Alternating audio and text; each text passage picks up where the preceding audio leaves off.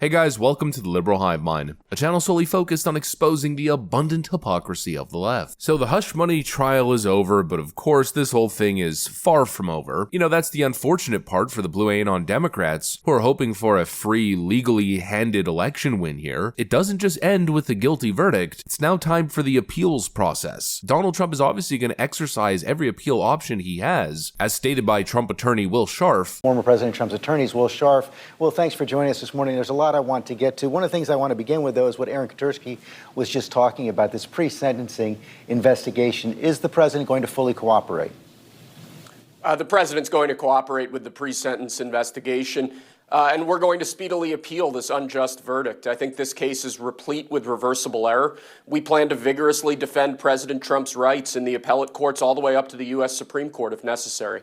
And so it's possible that this case goes all the way up to the Supreme Court. Considering the significance, I don't see why they wouldn't take the case. We're seeing a pretty unprecedented historical case here, not only just the partisan element or the whole election interference thing, but rather related to Alvin Bragg's twisted legal theories and the judge's demands and instructions during the sentencing process. So I guess this summer is going to be appeals season. Let's poke some holes in this case. I got some clips that I want to show you guys. We're going to start off with a great clip from Megyn Kelly. We got some stuff to get into, so let's roll the tape. Alright folks, so firstly, the leftoids keep telling us that the crimes here were serious and that the verdict was unanimous. Trump is guilty of very serious crimes. But as we've seen it described, Alvin Bragg's case was essentially the bringing together of multiple misdemeanors and magically twisting them into a felony charge that apparently the jury didn't even have to really agree on or get into too much detail about. Well, here's Megyn Kelly kind of building on that point and poking holes in this case. Take a look. There's wrongdoing here, right? There was definitely wrongdoing.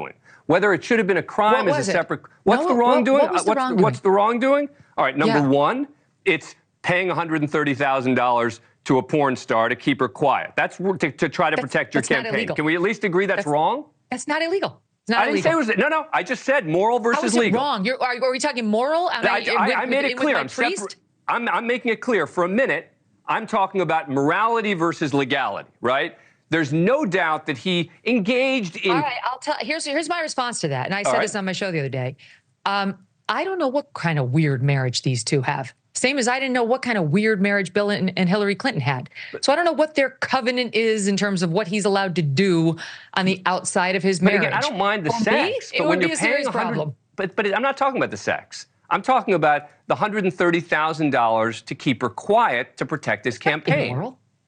There's nothing wrong with that at all. Nothing. Really? Okay. Look, again, if somebody runs for office, they just lose the right to have any privacy. They just have to let us see all of their dirty laundry from the moment they declare forward, or somehow they've done something morally wrong or legally wrong. When you're doing it to protect the campaign and you are spending money on it, then now I'm going to switch back to the legal. You are now crossing the line into legal problems. Right? You aren't. That's absolutely not right. Incorrect at every level. Again, the idea that let me back up. And you don't think he falsified business records either? I don't know what he did. I don't think he wrote down. What does that mean? We just had a whole trial. We heard every detail of this. How can you not know? Let me answer. Please. Let me answer. I don't think he wrote down hush money payment to Stormy Daniels. Nobody who pays hush money would write down such a thing. I think he wrote down, or someone at the Trump organization wrote down, legal expenses from the drop-down Adobe menu. And that made as much sense as anything else because hush money wasn't an option. He was paying his lawyer who had made the payment to Stormy Daniels, and he was, I believe, reimbursing her, though he denied that, reimbursing him, though he denied that on the stand.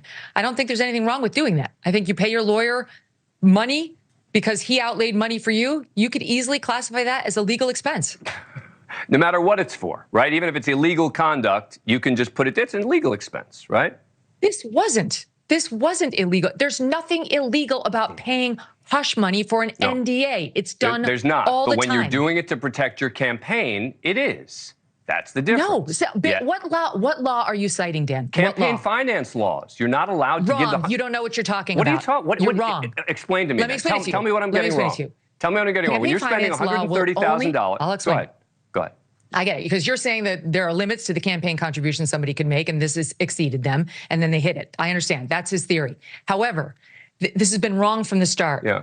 It does not amount to a campaign contribution if it is the kind of payment that could ever be made outside of the campaign context. That's not the standard. The standard is substantiality. It's not. It's substantiality. No, it's not. Yes, it is. You're wrong. Okay. No, it's not. Well, I guess we're going to have to agree to There's been Supreme Court precedent on this. Talk to Brad Smith, who was the FEC commissioner.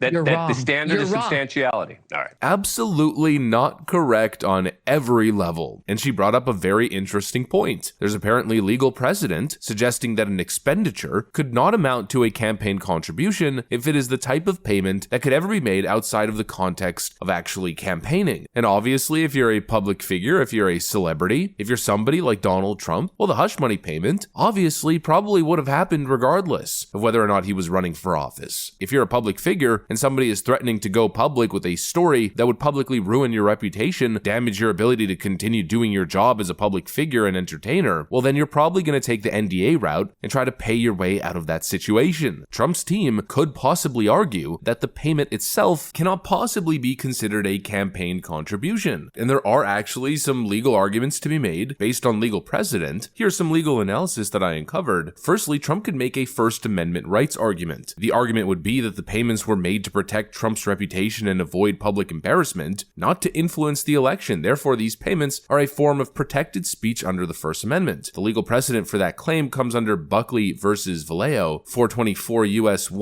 1976. The Supreme Court held that expenditure limits in the Federal Election Campaigns Act of 1971 violated the First Amendment. The ruling emphasized that political spending is a form of protected speech. Then we have an intent and mens rea argument. For a conviction under campaign finance laws, the prosecution must prove that Donald Trump had the specific intent to influence the election. If the payments were made for personal reasons, such as avoiding embarrassment, this specific intent isn't present. We've got United States versus Pomerenning, a case that emphasized the necessity of proving specific intent for criminal liability, and then we've got McCormick versus United States. From 1991, the Supreme Court held that a public official's acceptance of money does not constitute a violation of the Hobbs Act unless there is a clear quid pro quo arrangement. The principle of requiring clear intent can be analogized to Trump's situation. He's not the one who signed the checks. He's not the one who listed the expenditure as legal services or legal expenses. He's not even the one who came up with the idea. It was all Michael Cohen. From his perspective, he's a public businessman, a public figure, and he's got an individual who essentially is coming out saying that she's gonna spill the beans about their alleged affair. He had a personal interest to make that issue go away. The argument can very easily be made that that's a personal expenditure rather than a campaign expenditure. What was the thought at the time? The word willfully within the world of law has a very specific meaning. Did Donald Trump willfully break a campaign finance law, or is he just a public figure who paid hush money to somebody who was extorting him? How do you prove that intent? Because proving that intent is supposedly what turns this thing into a misdemeanor charge. Paying hush money, I mean, that's not even a crime. That intent is what supposedly turns this whole thing into a felony. The question is, have they proved intent beyond a reasonable doubt? Absolutely not. It's a concocted legal scam, a twisting of the law to take a felony and make it stick. There are holes all over this case. Did they prove the intent? Has the statute of limitations run its course? Does Alvin Bragg even have jurisdiction as a state level prosecutor to be bringing this federal case? Does the New York legal system get to decide who runs for president? Do they get to decide based on their own local laws that they twist and manipulate to pretend as if a federal crime was committed? Do they get to dictate for the rest of the nation who gets to run for president and who doesn't, because they'll just basically throw whoever they're up against? And does New York just get to do that? Appeals season just got started. We'll have to see exactly what happens. This thing ain't over yet, not by a long shot. Anyways, that's pretty much what I got for you guys. If you enjoyed the video, leave a like. Thanks for watching, and I'll see you on the next one.